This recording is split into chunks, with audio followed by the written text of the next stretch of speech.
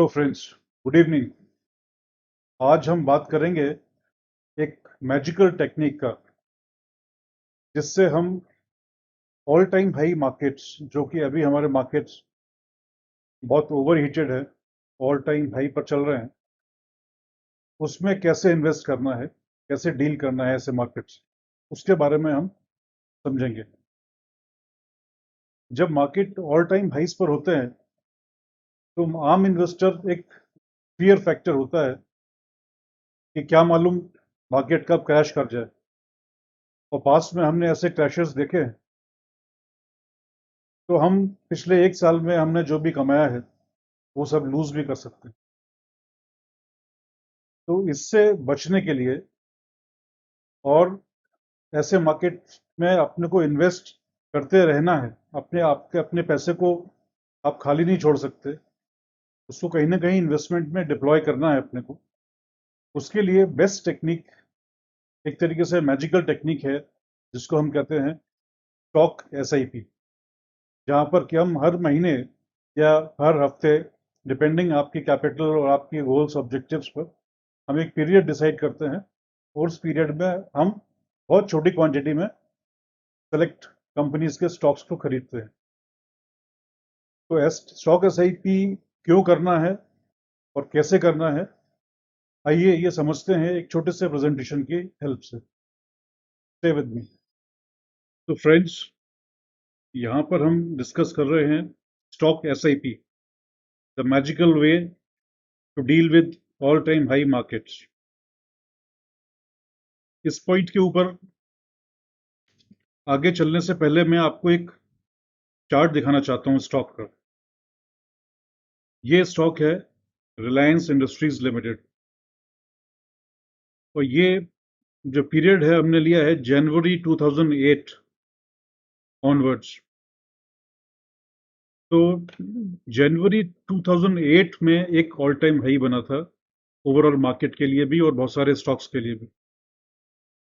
ये एक बार एक महीने के बराबर है। 1 बार इज इक्वल टू 1 मंथ के टाइम पीरियड। तो आप देख सकते हैं कि ये 2-3 सालों से ये बुल रन चल रहा था उस समय, और 2008 में आकर ये बुल रन खत्म हुआ जब लेमन क्राइसिस हुआ यूएस में, और पूरा फाइनेंशियल वर्ल्ड में बहुत बड़ा एक प्रॉब्लम्स, इश्यूज क्रिएट हुए। तो अगर आपने रिलायंस इंडस्ट्रीज जनवरी 2008 में लिया होता, तब आपको लगभग 716 रुपए में एक शेयर मिला होता।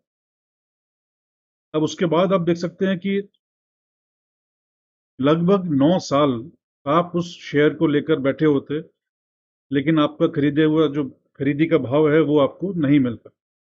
आपकी परचेज प्राइस आपको 9 साल तक नहीं मिलती। आपको ये 2017 में आके आपको वो आपके परचेज प्राइस से ऊपर आता।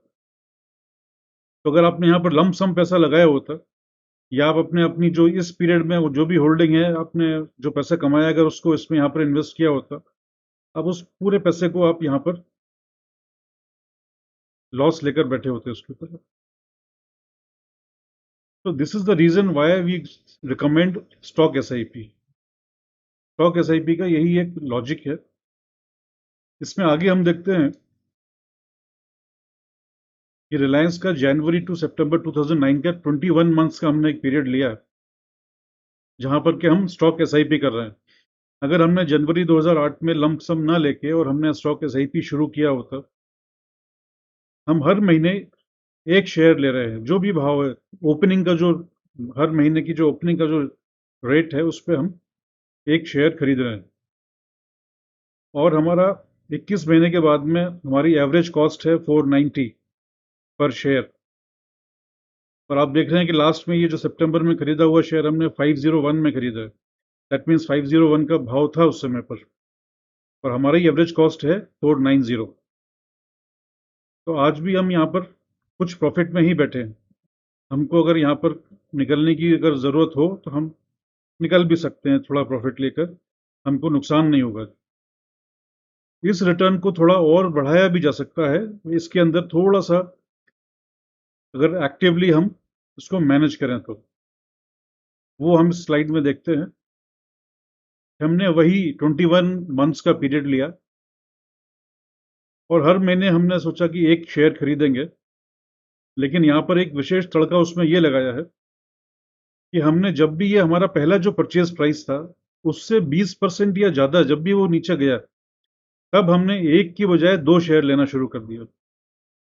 यहाँ पर हमने लेफ्ट वाले कॉलम में एक फॉर्मूला डाला है कि जब भी वो भाव इस फर्स्ट परचेज के प्राइस से 20% या उससे ज्यादा नीचे गया है, तो हमने दो शेयर खरीदे एक की बजाय। तो आप यहाँ देख सकते हैं, जब जब यहाँ पर भी 20 से ऊपर का फिगर है ये, तो हमने दो दो शेयर खरीदे उस पर।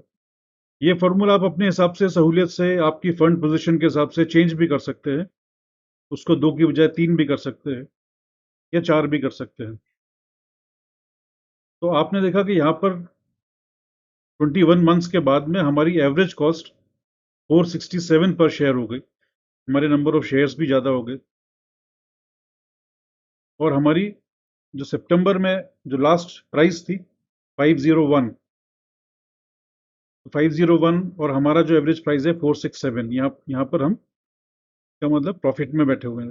यानी पूरे उस 9 साल में जो आपने देखा कि शेयर का प्राइस उस जनवरी 2008 के भाव पर नहीं आया, उस पूरे पीरियड में अगर आप इस प्रकार से इन्वेस्ट करते तो आप हमेशा प्रॉफिट में ही बैठे होते। इसके पीछे जो कॉन्सेप्ट है उस पर हम बहुत ब्रीफली बात करेंगे, जिसको हम कहते हैं रुपी कॉस्ट एवरेजिंग। ये जो रीजन क्या है, क्यों हम स्टॉक स्टॉक एसआईपी करते हैं, क्योंकि हम रुपी कॉस्ट एवरेजिंग करना चाहते हैं। ये आपके मेजर कैपिटल लॉस को मिनिमाइज कर देता है। यहाँ पर आप इजीली एग्जिट कर सकते हैं अगर कहीं आपको अचानक फंड्स की रिक्वायरमेंट पड़ गई, तो आपको ये परेशानी नहीं होगी कि आप उसमें लॉस बुक करके निकल रहे हैं। इस पर रिटर्न्स भी किसी भी म्यूचुअल फंड स्कीम से बेहतर आते हैं स्टॉक एसआईपी में, मेजरली। आप अगर डिस्काउंट ब्रोकर्स के साथ में डील करते हैं तो वहां पर आपको ब्रोकरेज भी नहीं लगती है। जैसे एंजल ब्रोकिंग वगैरह जैसे ब्रोकर्स हैं, तो वो आपसे डिलीवरी बेस्ड बाइंग पर ब्रोकरेज नहीं लेते हैं, तो वहां पर भी आपको फायदा होता है। आपके पास फ्लेक्सिबिलिटी होती है कि आप अपने स्टॉक जिसमें आप एसआईपी कर रहे हैं उसको कुछ ऐड करना चाहते हैं या कुछ डिलीट करना चाहते हैं, वो आप कर सकते हैं, वो आपके हाथ में है। तो ये एक स्टॉक एसआईपी एक बहुत प्रूडेंट, एक समझदारी वाला एक टेक्निक है जो कि हमेशा ही काम करता है। लेकिन जब ऑल टाइम हाई मार्केट्स के में हम रहते हैं, हम एक्सपीरियंस कर रहे हैं, तो इस समय तो ये बहुत ही ज़रूरी हो जाता है। और ये एक मैजिक टेक्निक की तरह आपके फंड्स को प्रोटेक्ट करेगा, आपके कैपिटल को प्रोटेक्ट करेगा ये, और आपके रिटर्न को मैक्सिमाइज करेगा। इसको करने में कुछ बेस्ट प्रैक्टिसेस हमको रखनी है। पहला तो ये कि हमको सिर्फ ब्लू चिप कंपनीज जिनकी लॉन्ग टर्म विजिबिलिटी है और स्ट्रॉन्ग पेरेंटेज है, तो उन कंपनीज के साथ ही जाना है। ऐसी कंपनी जिनकी पेरेंटेज स्ट्रॉन्ग नहीं है, यानी कि बहुत अच्छा स्ट्रॉन्ग ग्रुप नहीं है, या फिर उनके ऐसे बिजनेस हैं जिसमें कि टेक्नोलॉजिकल डिसरप्शन हो सकता है, जैसे टेलीकॉम। कल को कोई नया टेक्निक आ गया तो अभी एग्जिस्टिंग कंपनी जो बहुत स्ट्रॉन्ग लग रही है वो जीरो भी हो सकती है, जैसा हमने वोडाफोन आइडिया में देखा। तो ऐसी कंपनीज जहाँ पर कि टेक्नोलॉजी डिस्क्रप्शन हो सकता है या पेरेंटेज स्ट्रॉन्ग नहीं है, उन कंपनीज में हमको नहीं जाना है।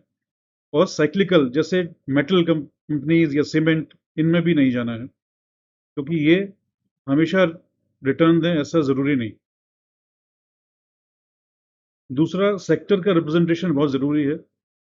किसी एक या दो सेक्टर में ही अपने को लिमिट नहीं करना है, हमको उसको, रिस्क को डिस्ट्रीब्यूट करना है। तो हमारे पास एफएमसीजी भी होना चाहिए, हमारे पास आईटी भी होना चाहिए, हमारे पास फार्मा भी होना चाहिए। इस तरीके से और जितने भी सेक्टर्स हैं उसमें से रिप्रेजेंटेशन हमको लेना है।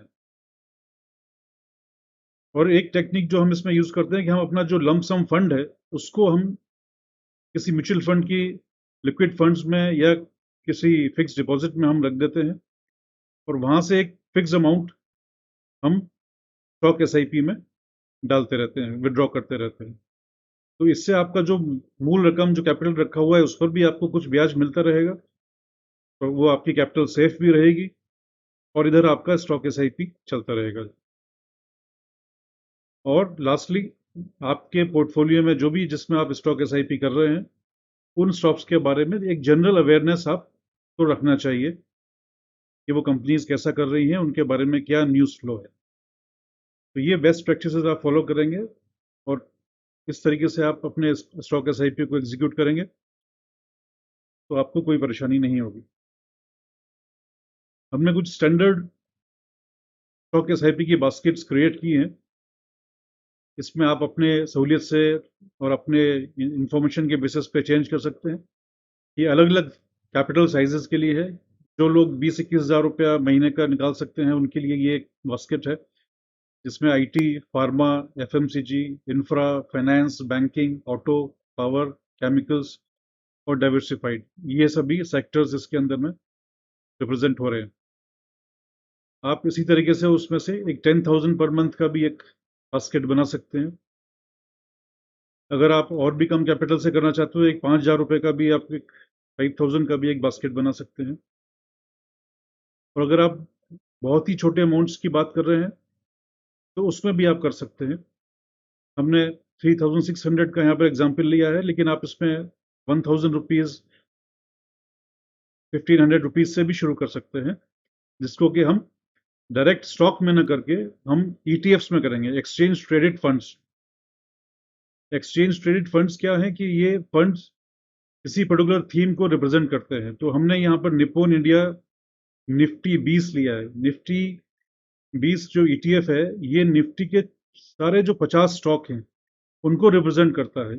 ये निफ्टी इंडेक्स को रिप्रेजेंट करता है। तो निफ्टी इंडेक्स जहां जाएगा वहीं ये जाएगा। तो इसमें आप पूरा ही 50 के जो 50 कंपनीज हैं निफ्टी की, उन सभी को इसके अंदर कवर कर लिया गया। सिमिलरली ये बैंक निफ्टी 20 है, जो बैंक निफ्टी के जो 12 कंपोनेंट्स हैं उसको रिप्रेजेंट करता है एज ए मिरर इमेज। तो बैंक निफ्टी जहां जाएगा ये भी वहीं जाएगा। तो इसमें करने से आपका पूरा एक्सपोजर निफ्टी और बैंक निफ्टी की जो टॉप कंपनीज हैं वो उस पे हो जाता है आपका। तो ये सभी तरीके से आप अपनी सहूलियत के हिसाब से, आप अपनी कैपिटल्स के हिसाब से स्टॉक एसआईपी कर सकते हैं। Thank you so much. So friends, I hope we are now clear about stock SIP. Stock SIP क्यों करना है और कैसे करना है, ये आप लोग को क्लियर हो गया होगा। इसका मैजिक आपको बहुत अच्छे रिटर्न्स लॉन्ग टर्म में मार्केट के अंदर देगा। आपके पास में अगर लंप सम पैसा है तो आप उस पैसे को एक कहीं फिक्स रिटर्न के सोर्स में, जैसे कि फिक्स डिपॉजिट या फिर ट्रेजरी बिल्स या म्यूचुअल फंड की जो लिक्विड फंड्स हैं, जहां पर के एश्योर्ड 3 से 5% का रिटर्न हम एक्सपेक्ट कर सकते हैं, ऐसी जगहों पर डालिए, रखिए और उसके बाद में थोड़ा थोड़ा करके हम उसको स्टॉक में ट्रांसफर करेंगे थ्रू स्टॉक एसआईपी। आपको एक चीज मैं और बताना चाहूंगा कि money making in stock market is a very boring affair. इसमें कोई एक्साइटमेंट नहीं होता। ये gradually over a period of time accumulate होता है। जो ट्रेडिंग में जो एक्साइटमेंट होता है वो इन्वेस्टिंग में नहीं होता है। तो अगर आप ट्रेडिंग के एक्साइटमेंट को मिस नहीं करना चाहते हैं तो मेरी राय ये रहेगी कि आप एक 20-25 हज़ार रुपए का अमाउंट एक अलग अकाउंट में डाल के रखिए, एक अलग डीमैट अकाउंट ओपन करके, और उसमें आप अपनी ट्रेडिंग का जो एक्साइटमेंट है वो 20-25 हज़ार रुपए से करते रहिए। उस रकम को ज़्यादा बढ़ाइए मत। और जो आपका मूल जो मेजर कैपिटल है उसको आप अब स्टॉक एसआईपी के जरिए ही मार्केट में इन्वेस्ट करें। I assure you, you will get very good returns in the long term. और अगर आप मार्केट में अभी ऑल टाइम हाई लेवल्स पे अगर बने रहेंगे या फर्दर और इन्वेस्ट करेंगे तो देयर इज एवरी चांस कि आपका जो पिछले साल भर का 1.5 साल का जो कमाया हुआ पैसा है वो आप लूज भी कर सकते हैं। So that's all, friends.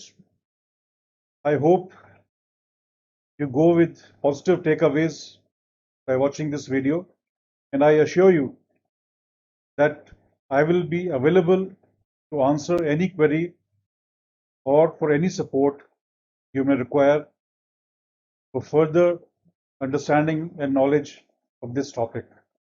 Thank you so much.